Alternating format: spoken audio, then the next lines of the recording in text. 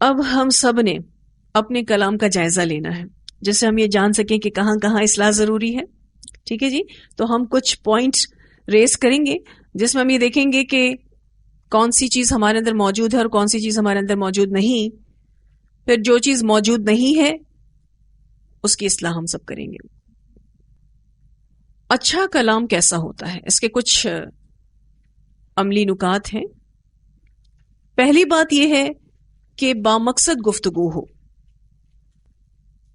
دوسرا، لوگوں کو ڈسکس نہ کریں. ہر کسی سے نیکی اور بھلائی کی بات کریں. جب بھی بات کریں تو نیکی اور بھلائی پر مبنی بات کریں. پھر نرمی کے ساتھ بات کریں. کلام میں سچ ہی بولنا ہے، جھوٹ نہیں بولیں گے. پھر قول و فعل میں تضاد نہیں ہونا چاہیے،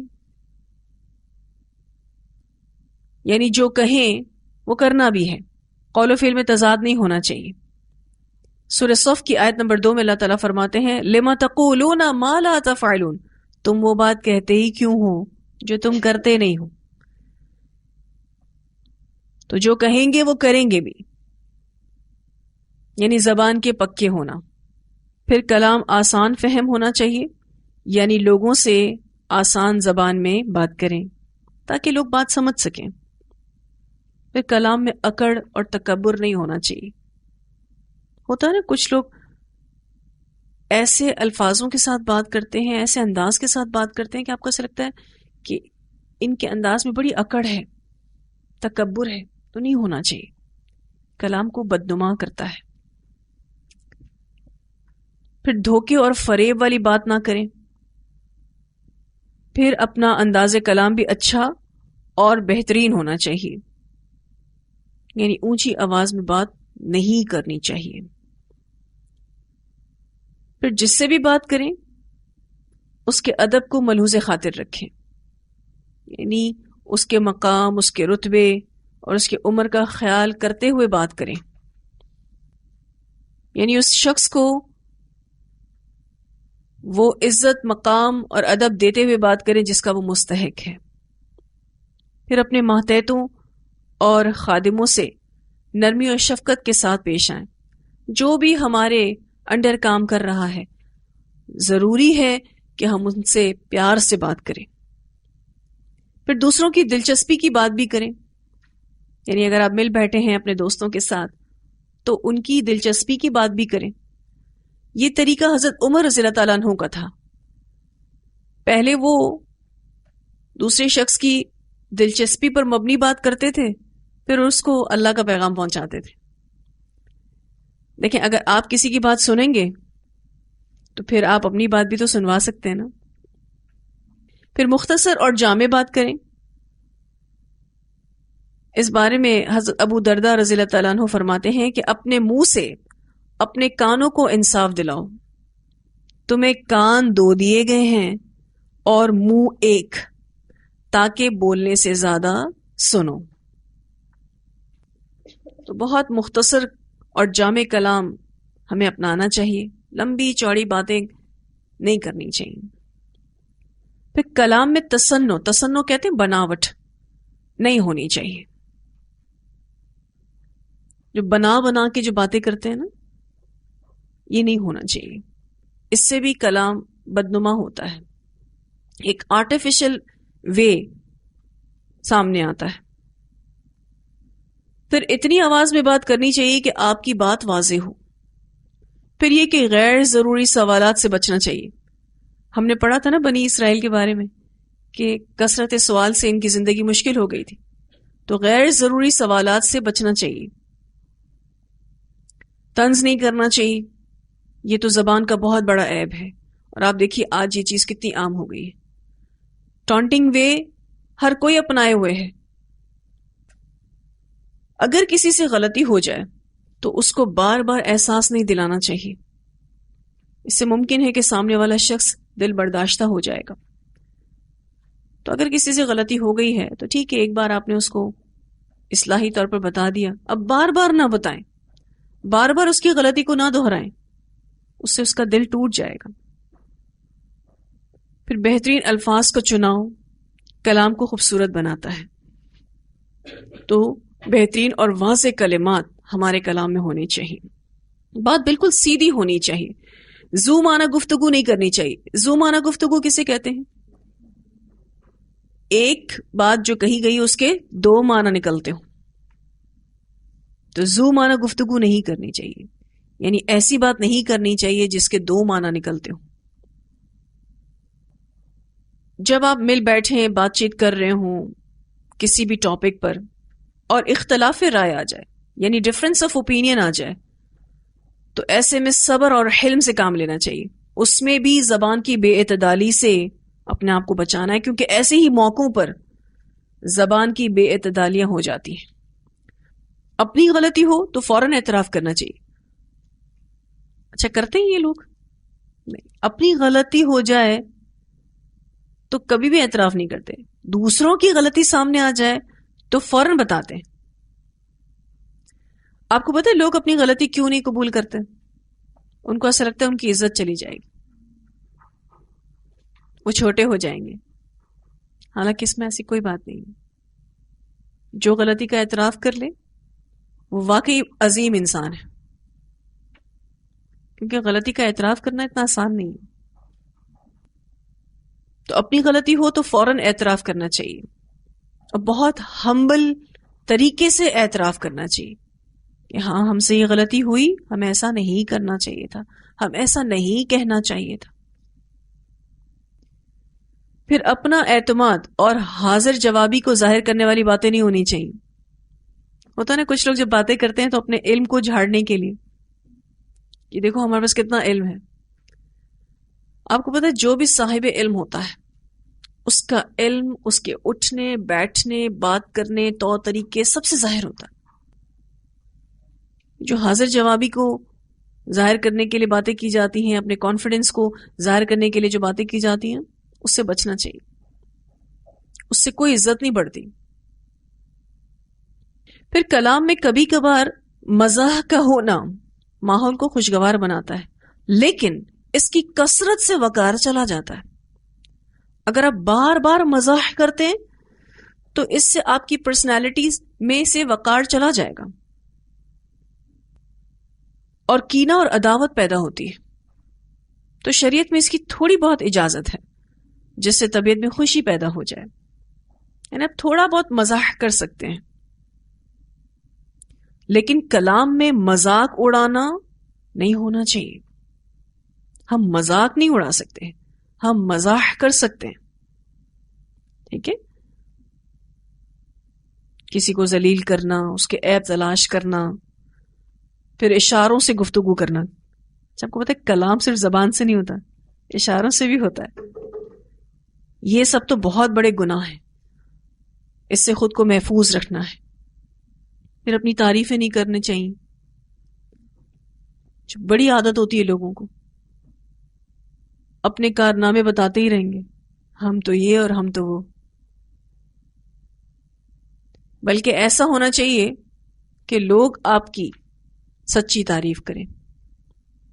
اپنے منہ سے کیا انسان تعریف کرے اپنی؟ اچھا بھی نہیں لگتا۔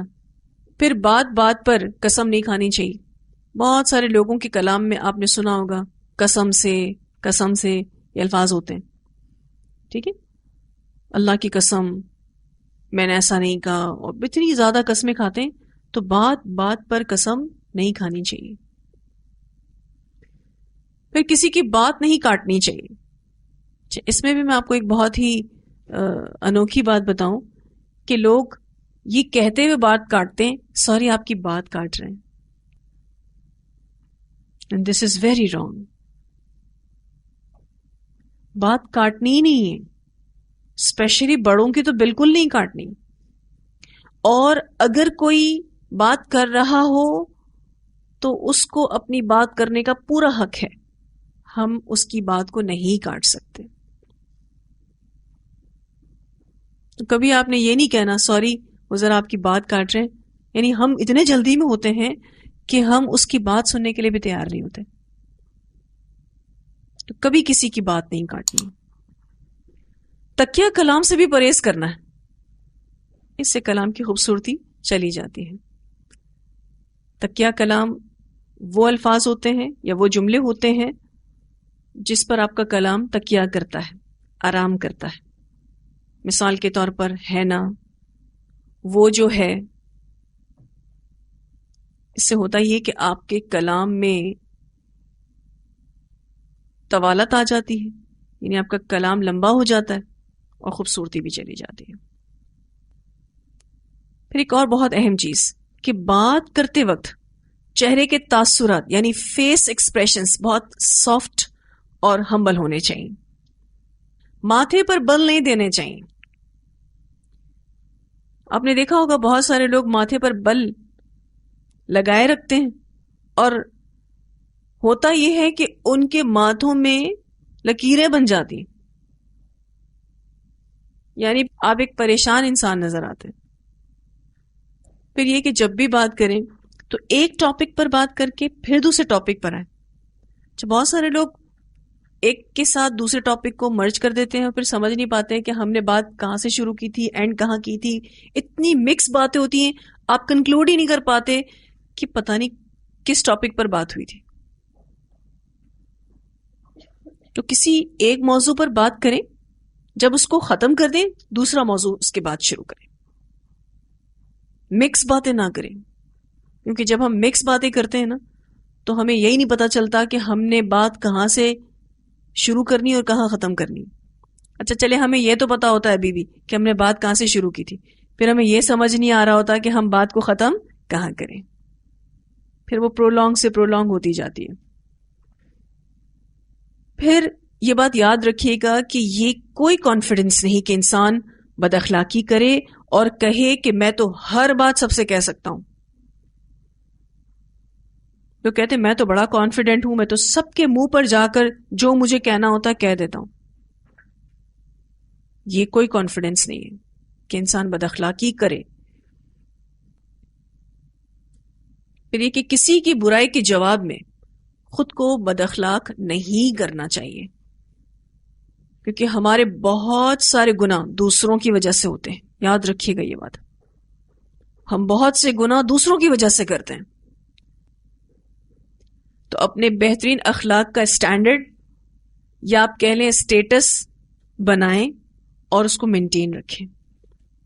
ایک اسٹیٹس بنا لیں اپنے اخلاق کا، ایک اسٹینڈرڈ بنا لیں، ایک معیار بنا لیں اپنے اخلاق کا کہ میں نے ہمیشہ اپنے اس اسٹیٹس پر قائم رہنا ہے، میں نے اس کو مینٹین کرنا ہے، میں اس سے نیچے نہیں آؤں گی. ہر قیمت پر اپنے اخلاق کو مینٹین کرنا ہے، ہر قیمت پر، اور کسی صورت آپ نے اپنے اخلاق کو نیچے نہیں آنے دینا. پھر اللہ تعالیٰ سے دعا بھی کرنی ہے کہ اللہ تو ہمیں بہترین اخلاق سکھا، ہمیں بہترین کلام کرنے کی توفیق عطا فرما. جیسے کہ اللہ تعالیٰ یہاں بنی اسرائیلیوں سے وعدہ لے رہے ہیں اور ہمیں بھی اس کا ذکر کر رہے ہیں تاکہ ہم بھی یہ کام کرنے والے ہوں. وَقُولُوا لِلنَّاسِ حُسْنًا، اور کہو گے لوگوں سے خوبصورت بات. یہ وعدہ تو اللہ تعالیٰ نے بنی اسرائیلیوں سے لیا تھا، لیکن ان کے ذریعے یہ وعدہ ہم سے بھی لیا گیا ہے کہ ہر کسی سے اچھے سے بات کریں گے اور اپنے کلام کو خوبصورت بنائیں گے، لمحوں کی حفاظت کریں گے. کس طرح؟ اللہ کا ذکر کر کے، اپنی زبان کا بہترین استعمال کریں گے اللہ کا ذکر کر کے. پھر اللہ سبحانہ تعالیٰ فرماتے ہیں وَأَقِیمُوا الصَّلَاةَ، اور قائم کرو گے نماز کو، وَآتُوا الزَّکَاةَ، اور ادا کرو گے زکوٰۃ کو. نماز کو قائم کرو گے اور زکوٰۃ کو ادا کرو گے. ثم پھر تولیتم، منہ موڑ لیا تم نے، الا مگر، قلیلاً بہت کم، منکم تم میں سے. زیادہ تر لوگوں نے اس وعدے سے منہ موڑ لیا، یعنی اس وعدے کو پورا نہیں کیا، مگر تھوڑے ان میں سے اس وعدے پر قائم رہے. کم ہی ہیں ان میں سے جو حکم مانتے ہیں. قلیلا منکم سے مراد بنی اسرائیل کے وہ تھوڑے لوگ ہیں جو آپ صلی اللہ علیہ وسلم کی بعثت سے پہلے اس عہد پر قائم رہے، یا آپ صلی اللہ علیہ وسلم کی بعثت کے بعد ایمان لائے. اللہ سبحانہ تعالیٰ فرماتے ہیں ثم تولیتم، پھر منہ موڑ لیا تم نے، الا قلیلا منکم، مگر بہت کم تم میں سے.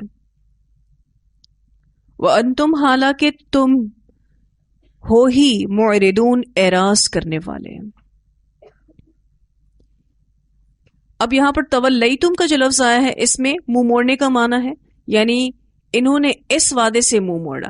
اور آگے جو معرضون کا لفظ آیا ہے نا، یہ ان کی مستقل حالت ہے، یعنی یہ ہیں ہی منہ موڑنے والے، یہ ہیں ہی اعراض کرنے والے. اس ایک آیت کی تلاوت سنتے ہیں، پھر انشاءاللہ آگے پڑھیں گے. وَإِذْ أَخَذْنَا مِيثَاقَ بَنِي إِسْرَائِيلَ لَا تَعْبُدُونَ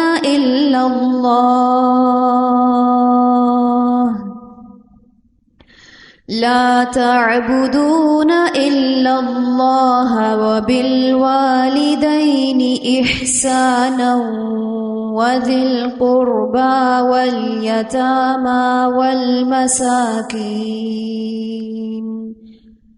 وَقُولُوا لِلنَّاسِ حُسْنًا وَأَقِيمُوا الصَّلَاةَ وَآتُوا الزَّكَاةَ ثُمَّ تَوَلَّيْتُمْ إِلَّا قَلِيلًا مِّنكُمْ وَأَنتُم مُّعْرِضُونَ. جب اس طرح کی آیات ہم پڑھتے ہیں تو دل چاہتا ہے کہ انسان مکمل خاموشی اختیار کرے اور سب سے زیادہ اپنی زبان کو قید میں رکھے تاکہ اس کا عمل مضبوط رہے. ابن مسعود رضی اللہ تعالیٰ عنہ فرماتے ہیں میری زبان سے زیادہ لمبی قید کی اور کوئی چیز مستحق نہیں ہے. یہ ابن مسعود کہا کرتے تھے کہ سب سے زیادہ جس کو کنٹرول کرنے کی اور قید میں رکھنے کی ضرورت ہے وہ میری اپنی زبان ہے. تو اپنی زندگی کا ایک اصول ہم سب بنا لیں کہ جب بھی بولیں گے اچھا بولیں گے ورنہ خاموش رہیں گے اور اپنی زبان کو اللہ کے ذکر سے تر رکھیں گے انشاءاللہ. اللہ ہم سب کو بہترین عمل کرنے کی توفیق عطا فرمائے.